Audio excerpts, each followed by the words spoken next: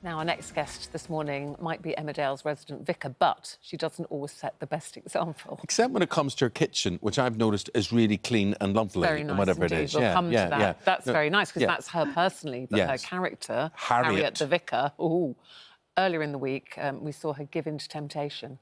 So what does this mean for her relationship with boyfriend Will? We're talking, as you can see there, with Katherine Dow Blyton in her lovely kitchen. With a lovely gorgeous kitchen. Very clean and sparkly.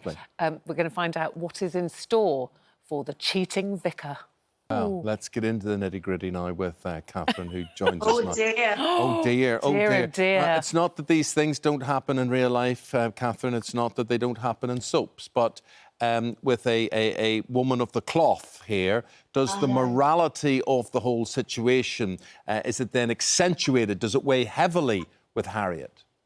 Well, I always say she's a vicar, not a saint. And the thing I like about Harriet, I'm not saying what she did is right, of course, but what I do like about her is she is flawed, and she is, you know, just a normal woman in so many ways, and does give in to temptation every now and then. And she's got a big taste for bad boys. I mean, what's a girl supposed to do? Yeah, but how do you explain that bad boy thing going on? I mean, the choices of the main men in her life. Yeah. One of them tried to kill her. Yes, I know. And she forgave him. I think maybe what she thinks deep inside is that she can change them. She can, you know, it's all about forgiveness and giving people another chance. So maybe in the back of her mind, she thinks she can turn them into good boys. And what about D.I. Malone? So this is, you know, a blast from the past, isn't it? So how much does she know about him? Is she right about him? Because we're guessing the fact he's not a, you know, he's quite a bad boy too, but she's not, doesn't know that yet. Well, no, she, when they worked together in the police force, they obviously had a fling. But she didn't know he was a bent cop then, obviously. So she's only just discovered that since all this stuff's come out with Will.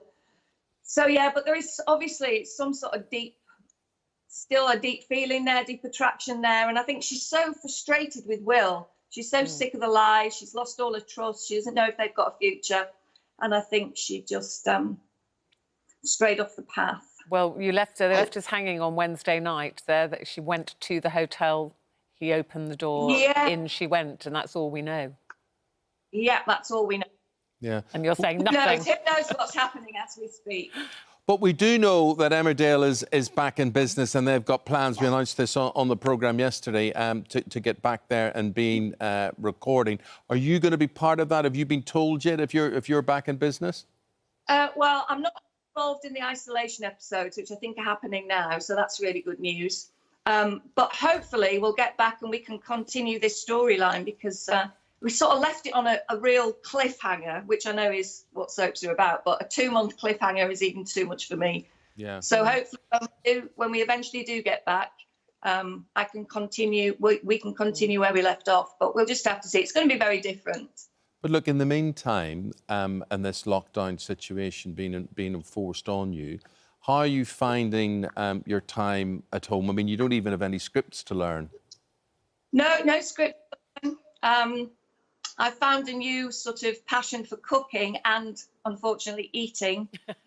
So I've been following recipes, which I don't think I've done since I was at school. So that's been my passion. Unfortunately, I haven't baked one sourdough loaf.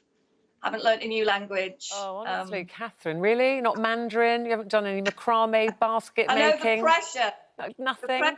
Do something really productive. I mean, I've power washed my patio. How about that then? That's good enough for me. Yeah. I think that's useful. Talking about really productive, your late mother, she was a nurse, and I believe this runs in the family.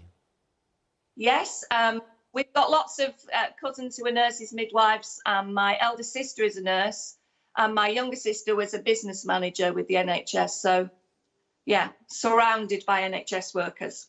And do you do your applause? Do you clap for your carers and NHS workers? Yeah, absolutely.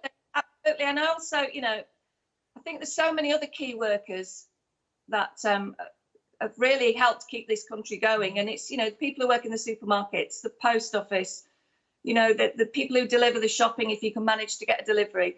the teachers, it's all those people who, you know, we're really relying on to keep this country going as well. So, you know, big round of applause to them as well. And is your sister working in a hospital? Is she kind of front line? She is. She's St James's in Leeds. And she was quite poorly. She was sort of in bed for 2 weeks. We were very worried about her. But obviously there was no test then, so we don't know if she had COVID-19. But yeah, now she's back at work, so we're all very proud of her. And they haven't tested her still? No. I don't know what's happening there, but no. Katherine, I've got a great storyline for Emmerdale, right? OK. So there you are. You're in a rural community there, and deliveries are hard to get, you know, in terms of supermarket and whatever. But a man comes to the vicarage door, knocks the door, and he's got your groceries on the back of a llama. Do you know, Eamonn, I've had dreams about that. So, yeah. Write that down. That could be the new thing. That could be the absolute... We don't want to know about Harriet's dreams. We don't want to get into that head. God knows what's going on in there. Too early for that. So what do you think about the whole idea that, you know, soaps... I mean, obviously, physically, you've got to do this in terms of keeping actors and production teams safe. And you've got to socially distance. Do you think all that should be reflected in the storylines in future, or...? Well, I was thinking about this because obviously, you know, the soaps are there to reflect things that are going on in society in one way or another. And so I think these isolation episodes are going to do that, obviously. But then I wonder if people do want a bit of escapism after that, and maybe, you know, to get back to some sort of regular storyline. I don't know. I mean, will we be allowed to go to the Woolpack? Who knows? Will we wear masks in the high street? Well, I think just play it by ear. But I know the writers will be doing their best to, you know, try and keep things going and keep certain sort of normality. Well, we'll find out what you're keeping going two at once and all that sort of thing. Well, no snogging. That does affect obviously the whole storyline, the way it goes. And talking about stories, with your name, Katherine Dow Blyton. You're not related to Enid, are you? Well, apparently, yes, very distantly. Enid Blyton was a cousin of my grandpa's. Wow. There you go.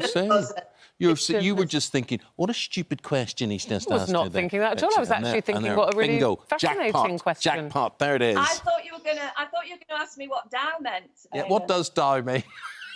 Isn't it a ship of some sort in Dubai and the Middle East? Dubai, that's it. Yeah, sailboat. Sailboats in Dubai. There you go. Top woman. Thank you very much indeed, Vicar. Go in peace to love and serve the Lord. Thank you very much indeed. You're very welcome. Nice to meet you. Cheers. Very well. Thank you very much. Great kitchen. Just great Lovely kitchen. Love the lamp. Yeah. Loving the lamp. Thank you. Thank you. Cheers.